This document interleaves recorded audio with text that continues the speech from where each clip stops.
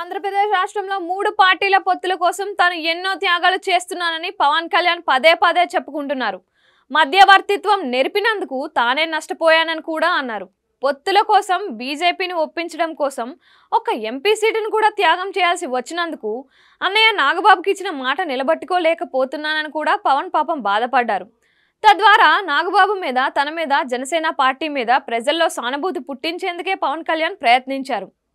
అయితే విశ్వసనీయ వర్గాల ద్వారా తెలుస్తున్న సమాచారం ఏంటంటే, పొత్తులలో పవన్ కళ్యాణ్ పార్టీ ఒక్క ఎంపీ సీటును కోల్పోవడం వరకు మాత్రమే నిజం. నాగబాబు నష్టపోయారు అనేది, త్యాగం చేశారు అనేది అంతా అబద్ధం. ఎంపీ సీటును త్యాగం చేశారు అనే ముసుగులో నాగబాబు రాజ్యసభకు ఎంపీగా పంపడానికి పవన్ కళ్యాణ్ ముందుగానే ఇటు తెలుగుదేశంతోనూ అటు భారతీయ జనతా పార్టీతోనూ కూడా ఒప్పందం చేసుకున్నారనేది విశ్వసనీయంగా చెప్తున్న సమాచారం. నాగబాబు కూడా ఇదే సేఫ్ గేమ్గా భావిస్తున్నట్లు తెలుస్తోంది. ఎంపీ పదవిని త్యాగం చేసి పార్టీ కోసం రాష్ట్ర వ్యాప్తంగా ఎన్నికల ప్రచారం నిర్వహించే త్యాగమూర్తిగా ఆయన ఇప్పుడు కీర్తిని సంపాదించుకుంటారు. విపక్ష కూటమి ఎన్నికల్లో విజయం సాధించినా సాధించకపోయినా కూడా రాజ్యసభ ఎన్నికల సందర్భంగా తొలి అవకాశం నాగబాబుకి ఇవ్వాలనేది ఒప్పందంలో ఉంది. ఈ రోజుల్లో ఎంపీ సీటు పోటీ చేయడం అంటే అంత చిన్న విషయం కాదు.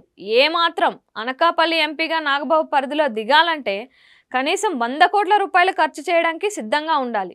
తమ్ముడికి ఉన్న క్రేజ్ గెలిపిస్తుందని అతి నమ్మకాల మీద వెళ్లినందుకే గత ఎన్నికల్లో దెబ్బ పడింది. 100 కోట్ల రూపాయల ఖర్చు నాగబాబుకు చేత కాదని కాదు. ఆ మేరకు ఆయన ఇతరుల నుంచి నిధులు పోగు చేసుకోలేని వ్యక్తి కూడా కాదు. అయినా సరే గెలుపు ఓటములు దైవాధీనమైన ఎన్నికల్లో పోటీ చేయడం కంటే త్యాగం చేయడమే మేలని ఆయన నిర్ణయించుకున్నారు. ఎటు రాజ్యసభ ఎంపీ సీటు దక్కించుకోవచ్చు అని ఆశపడుతున్నారు.